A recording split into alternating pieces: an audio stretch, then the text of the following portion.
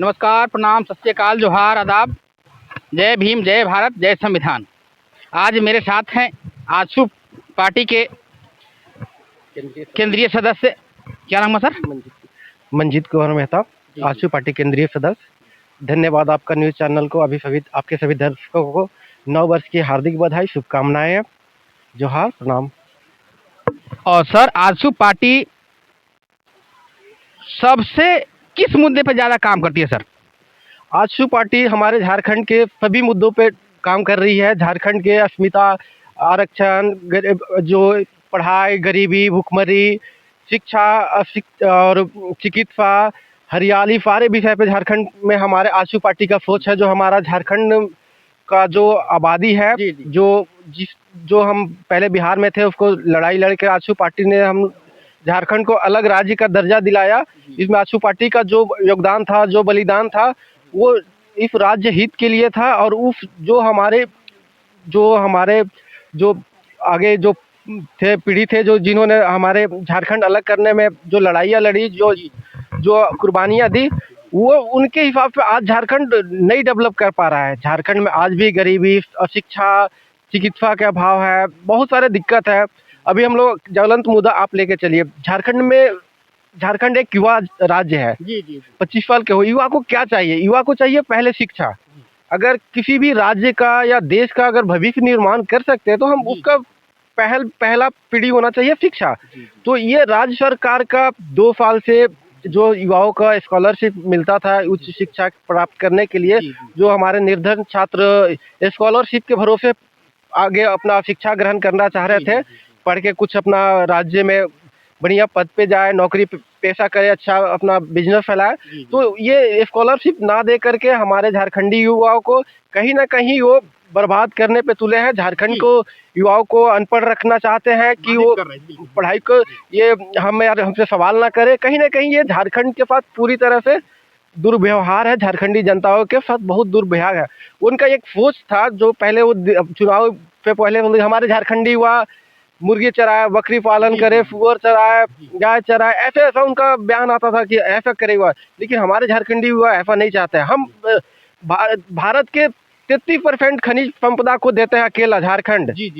33% जो भी इनको कोयला चाहिए, उर्वरक चाहिए, जो भी चाहिए, 33% हमारे भारत का जो खनिज संपदा है 33% झारखंड अकेला देता है। वो झारखंड का आबादी को ये दुर्दशा है, जो कभी देखते हैं कि खड्डिया पे लाश ले जा रहे हैं, तो थैला में बच्चा को ढो के ले जा रहे हैं, लाश को एम्बुलेंस नहीं मिल रहा है, रास्ते में खड्डिया पे चारपाई पे डिलीवरी हो जा रही है, वहाँ जाने के लिए एम्बुलेंस सड़क नहीं है। तो बहुत सारे समस्या है सरकार का, जो यहाँ पे काम नहीं हो पा रहा। सरकार बस एक योजना के भरोसे अपना नैया पार करना चाह रही है, लेकिन जो अब संभव नहीं है। इस विषय पर हम लोग जमीनी स्तर से लेकर सड़क से सदन तक हम लोग घोर विरोध कर रहे हैं इस झारखंड हेमंत सरकार को, कि हमारे झारखंड के युवा को पहले स्कॉलरशिप, शिक्षा, चिकित्सा और हरियाली विशेष करके काम करे, तभी हमारा झारखंड आगे बढ़ेगा। और इस सोच को हम लोग लेके चलेंगे और ये अधिकार हमारे झारखंडी जनता को मिलेगा और ये आजसू पार्टी दिला के रहेगी। सर, जैसा कि आपने कहा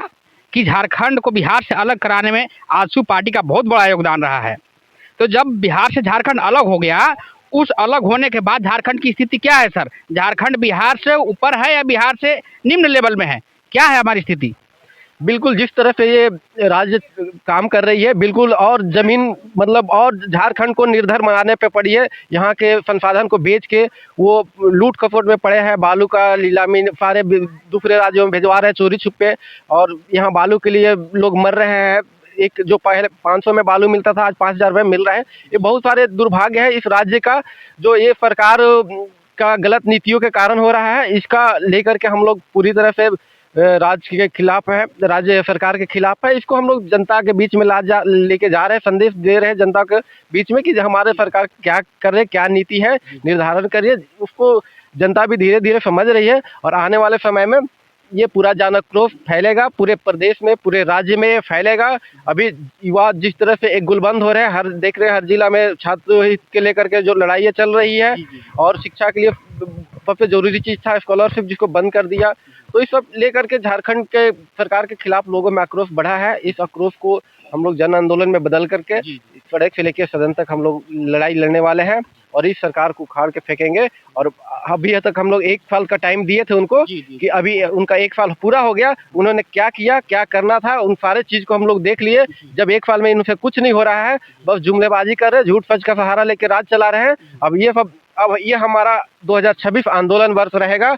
इसमें पूरे साल हम लोग जन आंदोलन करेंगे और एक-एक बूथ पे हम लोग आदमी खड़ा कर रहे हैं। हर बूथ में एक मेरा आदमी रहेगा, बूथ लेवल एजेंट के टाइप पे। तो सारे समस्या को हम मतलब हर बूथ से लेकर के, पंचायत से, गांव से, सारे समस्या को हम लोग लेकर के एक प्रदेश स्तर तक जाने का तैयारी है। और ये तैयारी 2026 का है और ये हमारा आंदोलन वर्ष है। इसको हम लोग एकदम निश्चिंत आंदोलन के रूप में ले रहे हैं और इसको लेकर आगे बढ़ेंगे। ओके, बहुत बहुत धन्यवाद सर आपको।